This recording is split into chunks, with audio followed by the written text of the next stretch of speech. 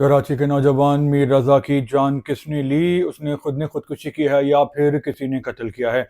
तो इस हवाले से बात कर लेते हैं। देखें, कब्र कुशाई के अहकाम दे दिए गए हैं, तो क्या कब्र कुशाई के बाद पता चल जाएगा कि असलियत क्या है और क्या किसी बात को छुपाया जा रहा है, दाल में कुछ काला है या फिर पूरी दाल ही काली है। क्यों?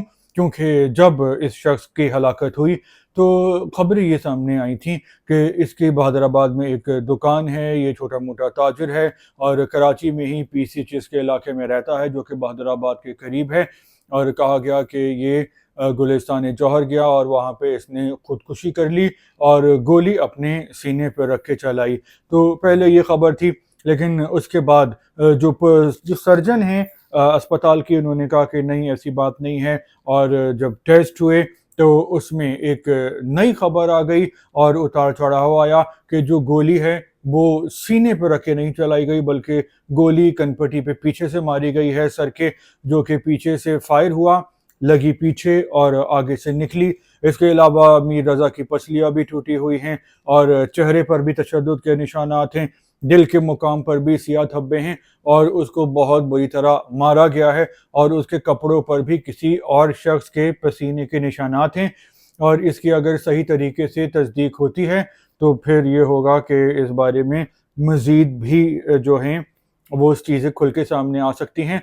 और उसके बाद जो है वो कहानी पलट गई और ये चीज़ें सामने आने लगी कि भाई मामला गड़बड़ है, इसने खुदकुशी नहीं की है बल्कि इसकी किसी ने जान ली है। अब जान लेने की क्या वजह है?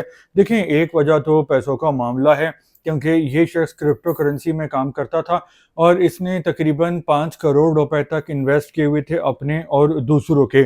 और हमारे यहाँ होता यह है कि जब लोग देखते हैं कि किसी के हालात बदल रहे हैं और लाइफ स्टाइल अच्छा हो गया है तो लोग चाहते हैं कि उनका भी हो। और अगर आप किसी को अपने सामने फलते फूलते देखते हैं, दिन दुगनी रात चौगनी रफ्तार से तरक्की करते हुए देखते हैं, तो फिर इंसान कहता है ये बंदा तो खुद इसकी हालत बदली है, तो इसके पास इन्वेस्टमेंट करते हैं। और अगर वो इन्वेस्टमेंट डूब जाए तो लोग एक दूसरे के खून के प्यासे हो जाते हैं और फिर उसमें खून खराबा भी हो जाता है और लड़ाई झगड़े भी हो जाते हैं। तो ये बज़ाहिर तो रकम के लेन देन का मामला लगता है, क्योंकि कुछ अरसे से मीर रज़ा को चूँकि गल्फ़ में जंग चल रही है और हालात ख़राब हैं, पूरी दुनिया की जो मार्केट्स हैं उसमें बहुत फ्लक्चुएशंस हो रही हैं, न्यूज़ बेस पे अच्छी बुरी ख़बरें आती हैं तो उसके असरात होते हैं, तो उसमें बहुत सारे लोगों को नुकसान भी हो रहा है। तो मीर रज़ा पिछले कुछ अरसे से नुकसान में थे। तो अभी तो इस बात की तहकीकात हो रही हैं और अगर सही से तहकीकात हुई तो ही ये कहानी खुल के सामने आएगी। इस मामले में एक गेस्ट हाउस भी सामने आया है कि एक गेस्ट हाउस है जिसके पास से मीर रज़ा की लाश मिली है और वहाँ से पहले भी 2 लाशें मिल चुकी हैं और अब गेस्ट हाउस के बारे में भी तफ्तीश हो रही है।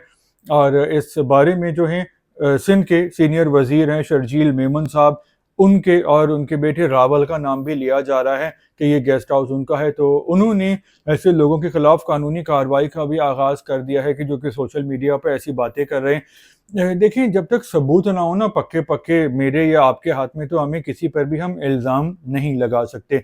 अब जो तहकीकात कर रही है तफ्तीश, वो पुलिस कर रही है और ख़बरें ये आ रही हैं कि इस मामले में ताकतवर लोग इन्वॉल्व हैं। जभी पुलिस ने पहले इसको खुदकुशी का रंग देने की कोशिश की, हालांकि मीर रज़ा की पिटाई होने के भी सबूत मौजूद थे, गोली भी पीछे से लगी थी, उसको मारा गया था, पसलियाँ टूटी हुई थी, तशद्दुद के निशान थे, लेकिन फिर भी उसको खुदकुशी बोला गया।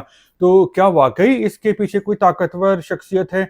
और अगर वो ताकतवर शख्सियत है तो वो कौन हो सकता है और ये असल मामला क्या है? जहाँ तक मेरी तहकीक व तफ्तीश है कि ये पैसों का मामला है, लेन देन का। क्योंकि जब लोग देखते हैं कि उनकी जमा पूंजी डूब रही है तो फिर उनका मत्था घूम जाता है और वो आपस में ही झगड़ना शुरू कर देते हैं। आपका इस केस में और तफ्तीश होने वाली तफ्तीश के बारे में अभी तक आपका क्या ख्याल है? आप कमेंट्स करके बता सकते हैं। और फिलहाल इतना ही, अगले यूट्यूब व्लॉग में दोबारा मिलेंगे, जब तक के लिए अल्लाह हाफिज़।